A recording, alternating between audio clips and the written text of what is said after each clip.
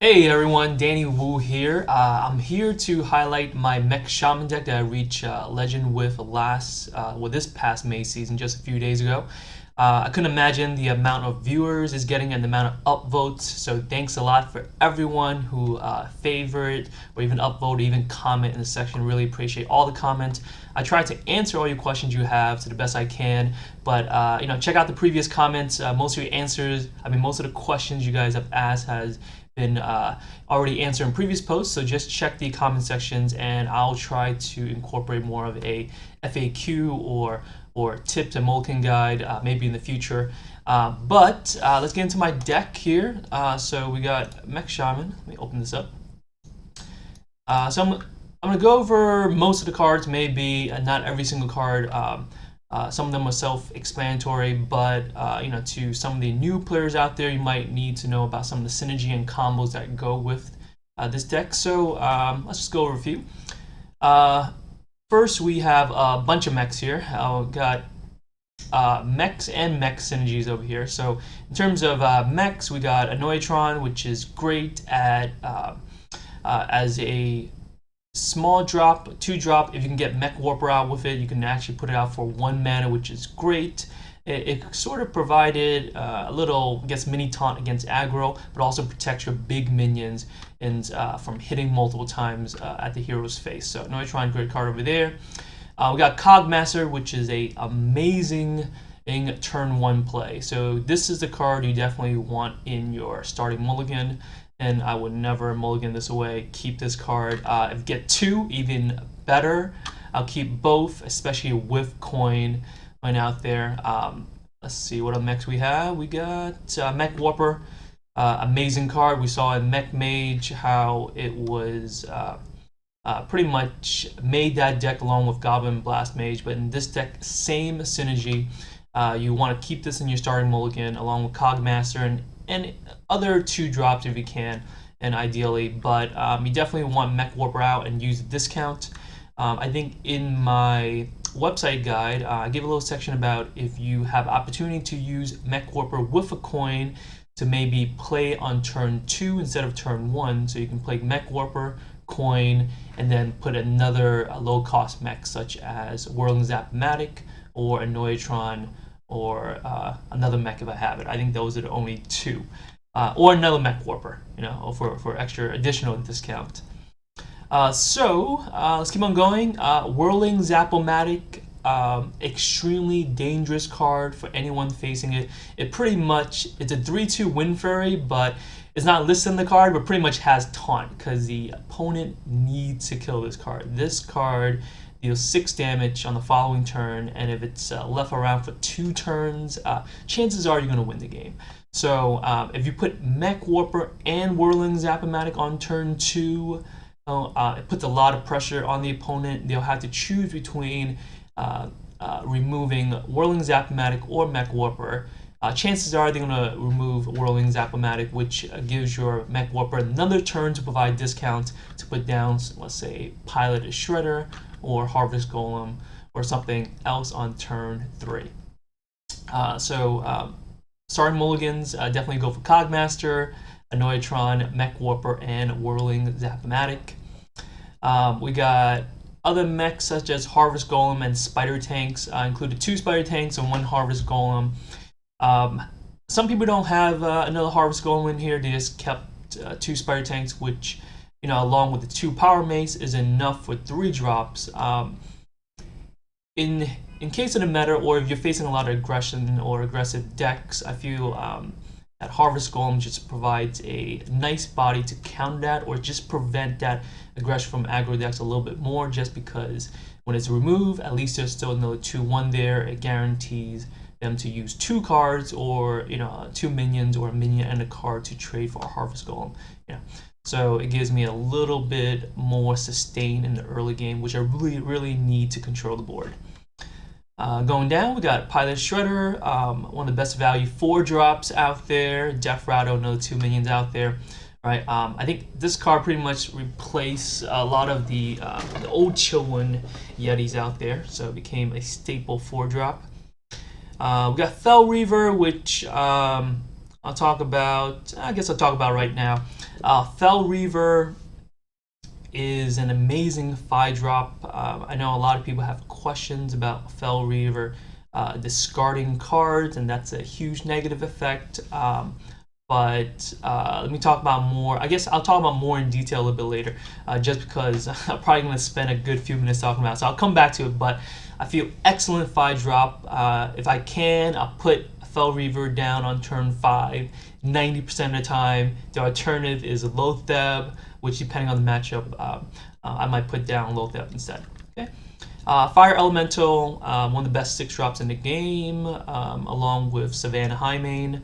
Comes down, 3 damage, either kills a minion or 3 to the face or something like that. You know, strong 6/5 body. You can't BGH it, which is great. So Fire Elemental's in here, and you know, we got a big 7-drop Dr. Boom or Dr. Balance or what do you want to call him, but he's excellent, and his little boom bots are mechs also. So the boom bots have synergy with Power Mace. Okay, so let's go over the other cards. Quickly, so Power Mace, let's start with that. Power Mace, great turn 3 play. If the opponent have minions on the board, the opponent have a minion, equip the Power Mace, swing at it once, next turn, swing at something else, hopefully another minion, or save it, and then swing later. But the main thing is it buffs up your mech.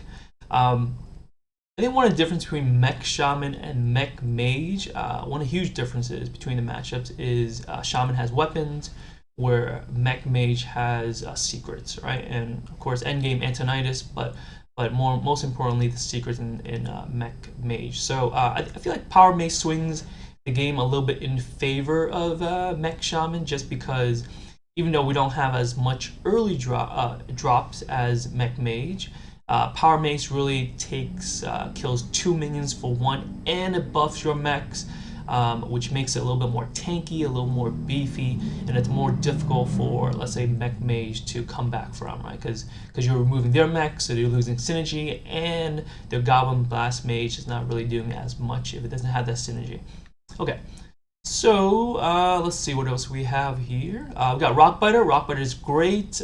3 damage for 1 mana. Hey, that's better than Dark Bomb. That's better than a lot of cards out there, right? You take 3 damage to the face, to your face, right? You are taking damage by killing the minion, but for the most part, it's not a big deal. Your health is not that important in the early game. So Rockbiter is great. A cool combo, and most of you guys know already. But if you're new to the game, put Rockbiter on Whirling Zap-O-Matic. That's 3 damage plus 3 damage. That's 6 damage for Whirling Zap-O-Matic. And because it's Windfur, you're going to swing that twice, which gives it a total of 12 damage.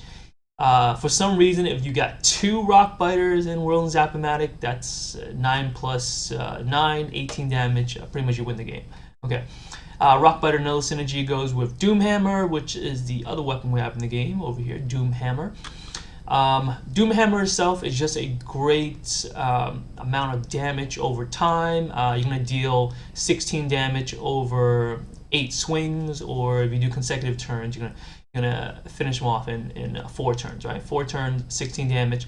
With Rockbiter, that's 3 plus 2 damage times 2 on 1 turn. I'm going to swing 2 times for 5 damage, that's 10 damage. Again, if you get some crazy combo with double Rockbiter, which happened before, that is, 6 plus 2, 8, 16 damage on the same turn. Excellent.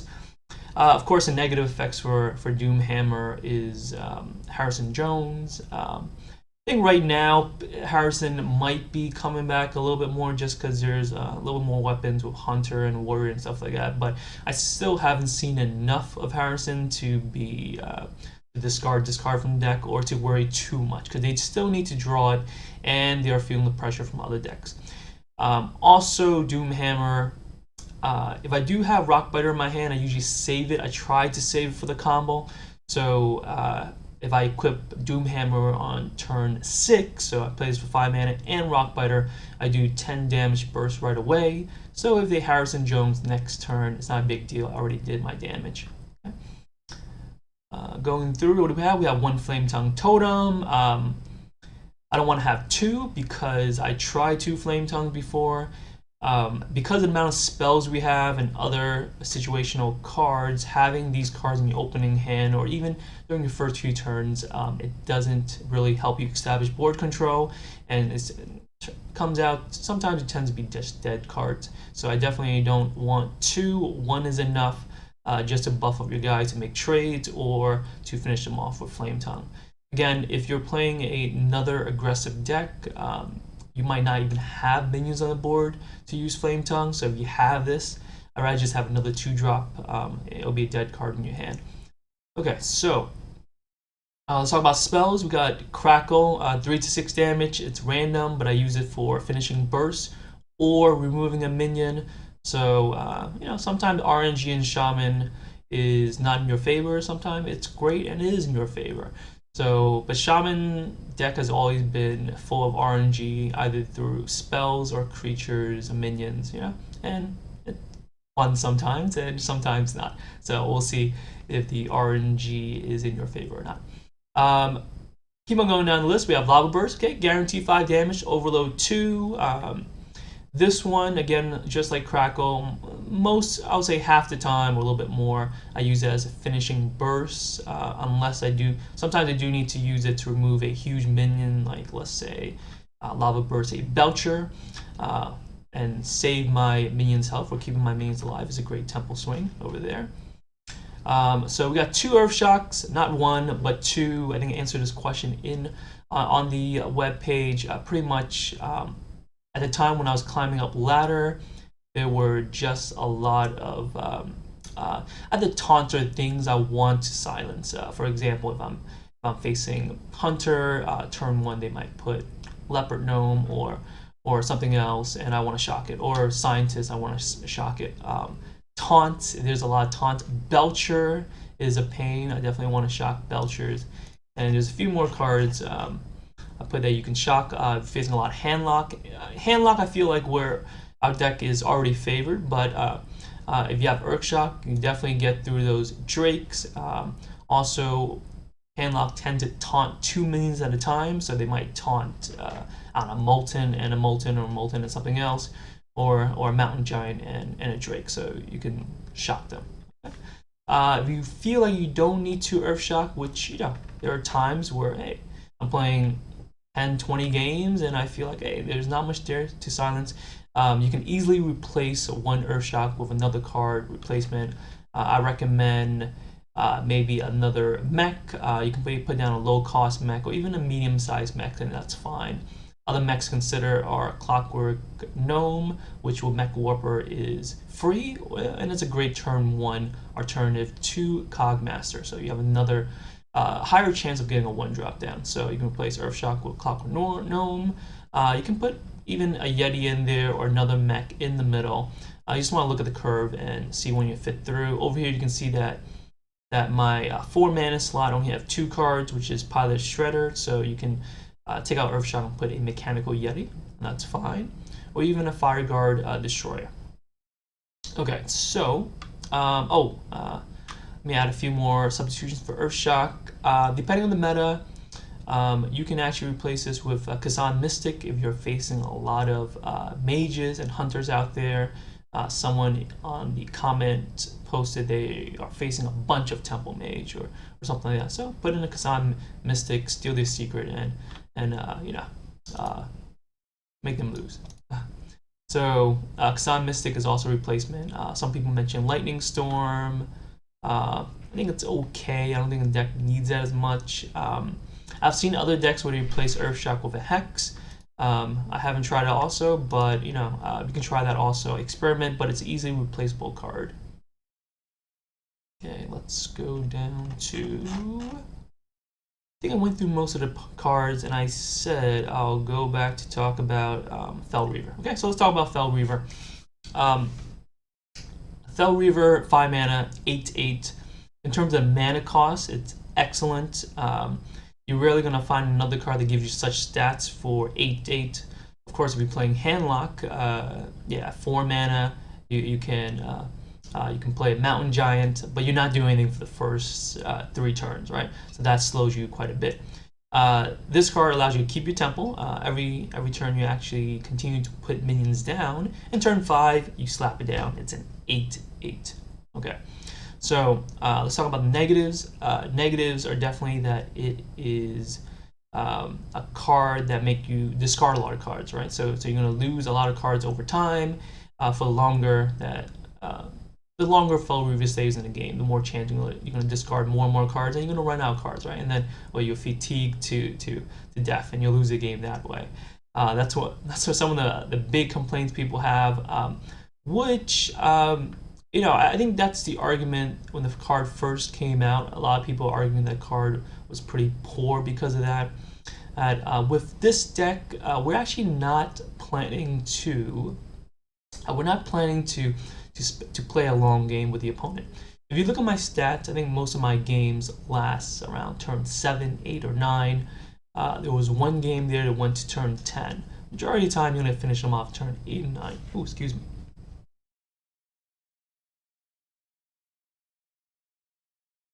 Lemon tea. Good for the throat. Okay, so back to Fel Reaver. The game plan here is to put on aggression, right? Control the board up to turn 4, turn 5, right? And then at some point, you're going to turn on a switch and start hitting face. Once you start hitting face and put on the aggression, you should be able to kill your opponent in 2 to 3 turns. Chances are the game's not going to last past turn 9 or 10. If it does last past turn 10, you probably lost the game.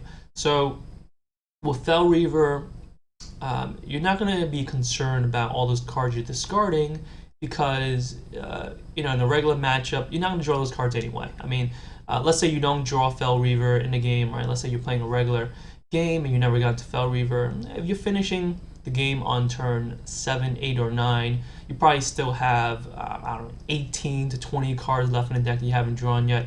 So, I mean, just think about those cards as the cards that's getting discarded if you have Fel Reaver on the board. So if you think about it that way, the cards that are there, but you're never going to draw anyway, it doesn't matter. It doesn't matter if you're discarding cards because chances are you're not going to fatigue to death. I don't think I've ever been. I don't think I ever died to fatigue. I mean, they got me down to having no more cards, but I think I won that game in arena once. I think I had Fel Reaver, and then they outdoor Peacekeeper it, and then I fatigued to death. That was the only time I remember dying through, from the negative side of Fel Reaver. But arena is totally different from this deck, right? Arena are longer games that you're trading minions, so having cards is important. Okay, but that's arena side. I think Fel Reaver is a really strong card. Some negative effects, discarding cards, but I sort of hopefully answer that question about the discard. It's for the most part not that important, right? But what's important is the amount of health and attack this guy has. 90% of the time, I'm going to use it to hit face.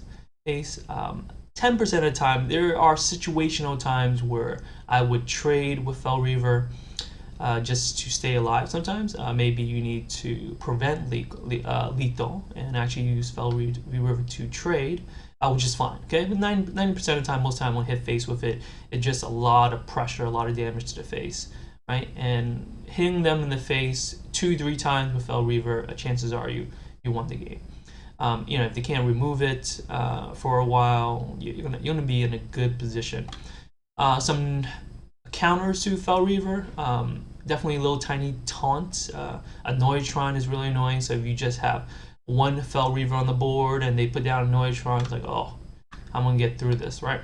So that little mini taunt. Belcher is a pain also. Let's see what else I've written down here.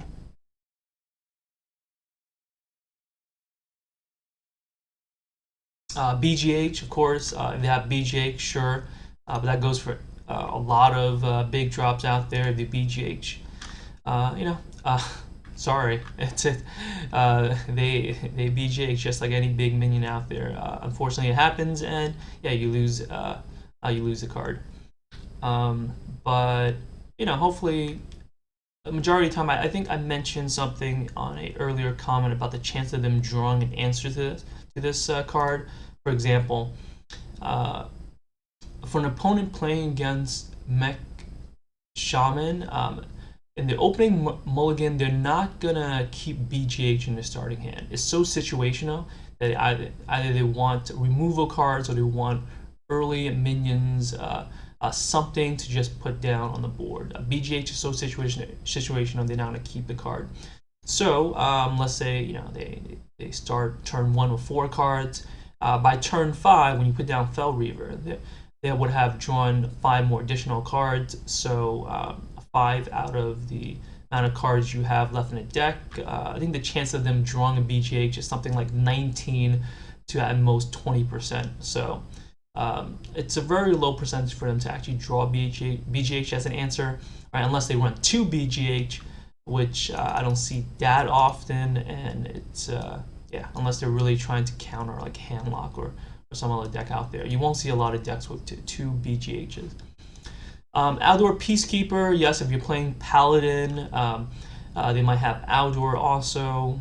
If they do have Aldor, or chances are they'll play Aldor in turn 3 to Aldor one of your other mechs already, because you do have some strong mechs. I mean, you put down Pilot or Shredder, chances are they're going to Aldor that. Even Spire Tank, they'll probably counter that to Aldor that also to keep the damage down, right? So chances are if they do have Aldor, they'll probably use it a little bit earlier, a turn or 2 earlier, so your Fel Reaver might be a little bit safer than that. Okay, so let's talk about replacements. Okay, so if you think about replacing Fel Reaver because you don't have it, because it is kind of expensive. I mean, it's a epic card that's 400 dust times 2, that's 800 dust. I mentioned earlier that I think if I feel like Fel Reaver have became one of the core cards, one of the core cards to this deck, along with Doomhammer and some other cards out there. But if you don't have 2, and let's say you're new to the game and you don't have a lot of dust, I actually recommend not to craft Fel Reaver for this deck, because your dust can be well spent somewhere else on crafting other neutral cards that was more played in other decks or more a variety of decks. So Fel Reaver, I think. Oh, excuse me. Again.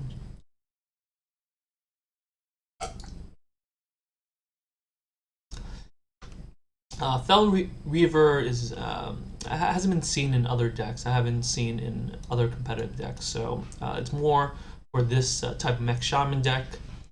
So if you're thinking about crafting it and you're limited on dust, I would say hold off on the dust. You can try to deck out with other, with all the cards without Fel Reaver. You can replace it with other mechs. Once I mentioned Clockwork Gnome or something else like another Harvest Golem, Mech Yetis, Fireguard Destroyers. But it's not going to be as consistent. I feel like the impact Fel Reaver is pretty high. If you do have the cards, play with it. If you're missing one Fel Reaver, I would say try a good 10 games with one Fel Reaver first and see if you like its impact when you actually drop it down on turn 5, 6, or 7, right? If you do like it and you feel like you're winning more games with Fel Reaver, then craft the second one, and your deck will be a lot more consistent that way because you'll see Fel Reaver more often. Another thing about Fel Reaver, I try never to put 2 Fel Reavers down on the board at the same time. That is one way to really burn your cards out quick, and you might die to fatigue that way. So try not to put 2 Fel Reavers down. Put one at a time. If one's on the board, try not to put the second one. Put some other cards, right? Until that one dies, and you can replace it again. Okay, so replacements for Fel Reaver. Again, if you don't have the dust for it, or you just don't want to spend the dust right now and want to test it out, you can replace it with Fireguard Destroyer, which is a 4-drop. I'll show you over here.